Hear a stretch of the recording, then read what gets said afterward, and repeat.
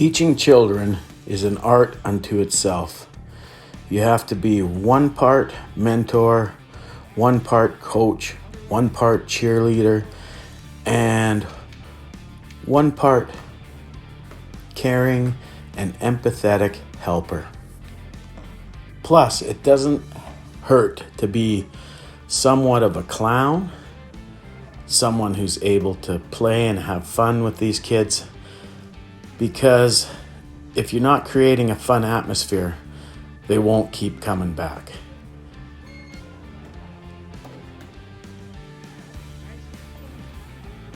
Now, when I teach children, there are a couple of things that I make sure happens. One, they get to spar with contact. Now, a lot of parents don't want their kids to have any contact, and I get that. You want to protect your kids. However, I personally have a certain philosophy about this. We like to keep our contact controlled. And it's very important that we emphasize light contact to the head, because children should not be doing full contact, in my opinion, at least until they're older and have the strength in the body to be able to handle hard contact.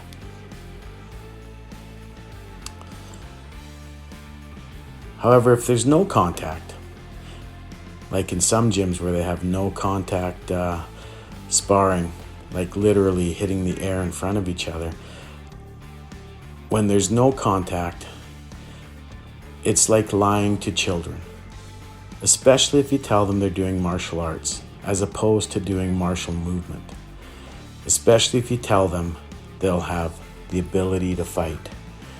Because part of the ability to fight is to overcome being hit. And if they've never done that,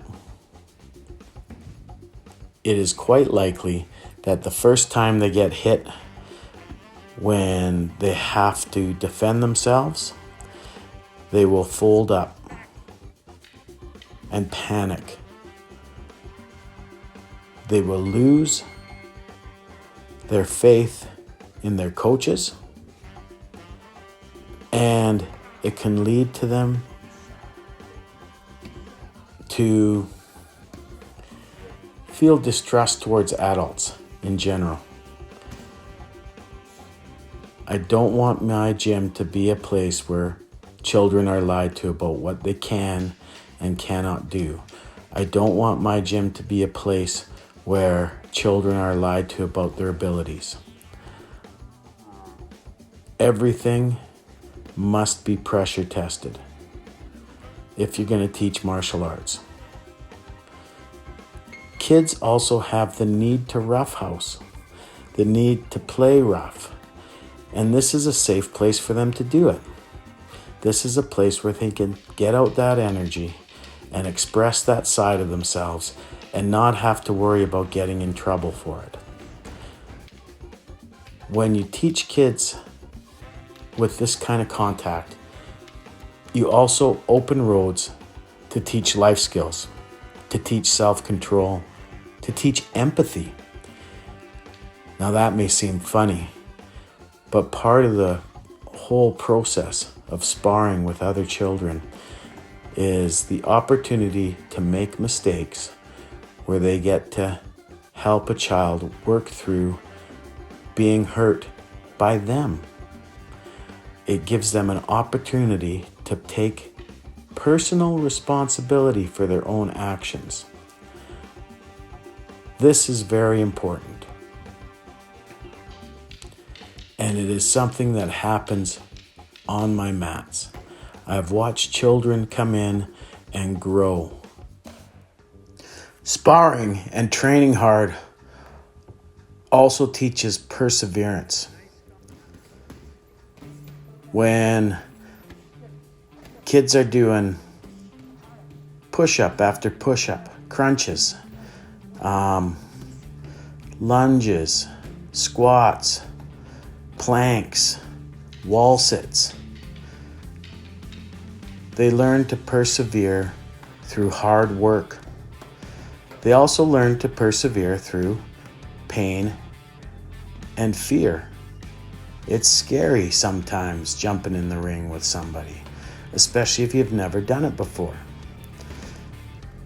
And every one of the kids in my gym learn to overcome that fear. They also learn trust with their training partners. There is so much that can come from working on these mats.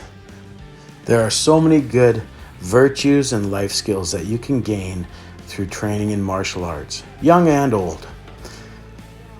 And you end up making connections that a lot of them, in my experience, last a lifetime. There's no greater friendship that I have found than the friendship I have gained through my training partners, through people who challenge me. Now, when it comes to fighting outside of the gym, I have very specific rules about self-defense and when a student of mine is allowed to use their skills. I discuss this with parents, and I get to understand the parents' philosophy about this as well. But my kids understand that when it comes to fighting, you can get hit, you can get hurt. So they're less likely to jump into a situation where they could get hurt or get pushed over if they throw a kick. There's so much that can go wrong.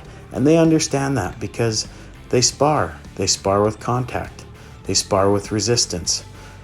They don't just train non-contact. They work hard. They sweat. They learn good life skills. They learn to have a hard work ethic and to have empathy and concern for each other. This is what I do. This is how I teach children. And this is how I think you must teach children martial arts.